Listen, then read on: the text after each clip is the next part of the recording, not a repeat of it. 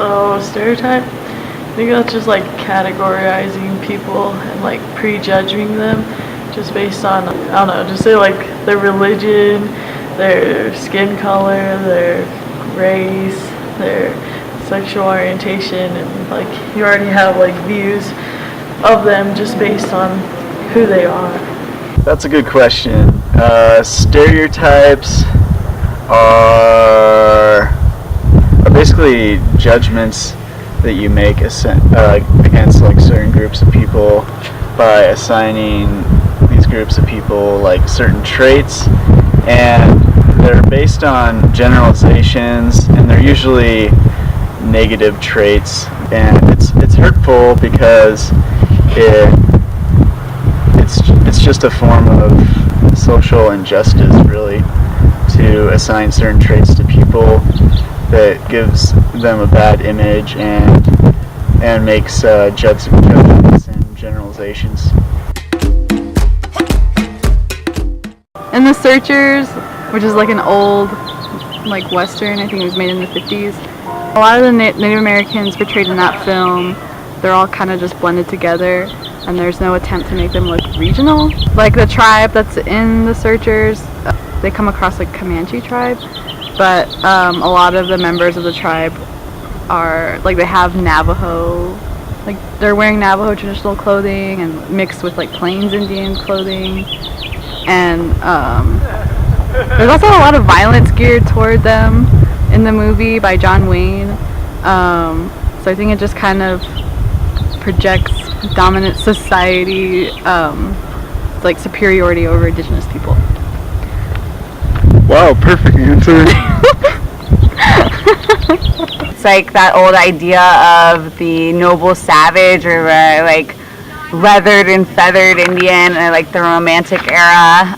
Not so much like the Native American in contemporary society often isn't represented. It's also Native Americans are represented as one people as a whole rather than different tribes with different cultures and languages and traditions. I guess what like stereotypes that I've seen in media have been maybe like aggressive qualities, or isolated from mainstream society. I mean, that's apart from any movie that's tried to depict Native Americans as like Indians that are just not like hunter-gatherer type Indians, I guess. I know that he wrote and directed Smoke Signals. That's about it. Yeah, that's about it. I don't know too much about him. I think I've seen him on The Daily Show before. He's a pretty funny guy. He is a contemporary writer. I've read The Absolutely True Diary of a Part-Time Indian. I really enjoyed that book. I think that it gets to the heart of Sherman Alexie's idea that we all belong to tribes, and your tribe is whomever you identify with. I think that's a really cool idea. I've read a number of his novels, short story collections, and I've seen the 2 films that he kind of wrote and produced. I've seen Smoke Signals and The Business of Fancy Dancing. I have seen Smoke Signals. No, but I saw it on Netflix, and I thought that it looked stereotypical, actually. Like, I thought it was, like, weird to name, like, movie Smoke Signals, unless you were, like, everything in it was, like, made by Native and, like, stuff like that. But no, I haven't seen it. I have, but that was a really long time ago. I don't remember the film at all. Part of Smoke Signals is that it's actually Alexie and Chris Eyre who directed the film's attempt to dismantle stereotypes. One of the favorite scenes I like to show in my class is a scene when they're on the bus, and in the bus Victor tells Thomas that, you don't even know how to be a real Indian, your hair's all braided up, and he says something like, an Indian man ain't nothing without his hair. So we're supposed to recognize that that's the stereotype, that of course Native men and their identity isn't bound solely up in the length of one's hair, but rather identity comes from other things, other ways that you participate within a community. Like, you have to give it credit for being like one of the premier films by natives for natives, so that's where I think it has its merit. Like, I'm not in love with Sherman Alexie and what he does, just because I think that he kind of occupies a little token role as the native literature person.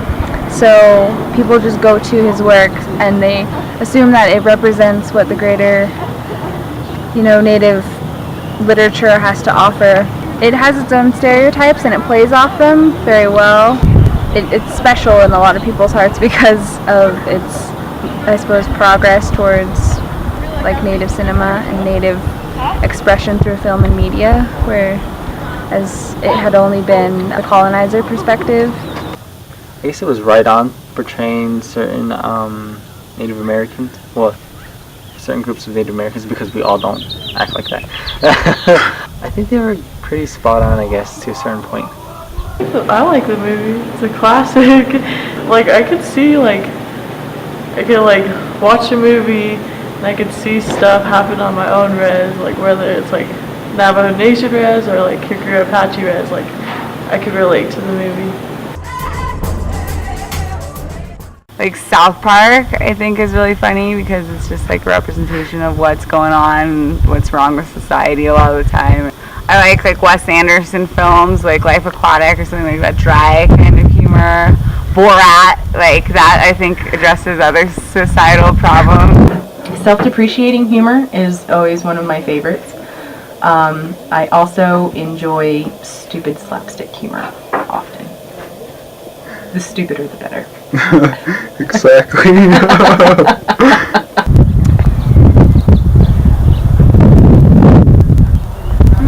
I like satire. I like satire just because I think it's funny to make fun of the obviously wrong. That's probably my favorite.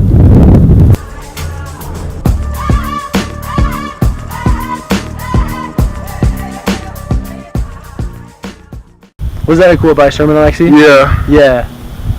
Without any context, I think it's that if we can laugh about a situation, then it's a way to move on and keep going after events that have been hard to go through or something like that. I don't think it's true in all situations. I think it has the potential to, but I don't think it's always true.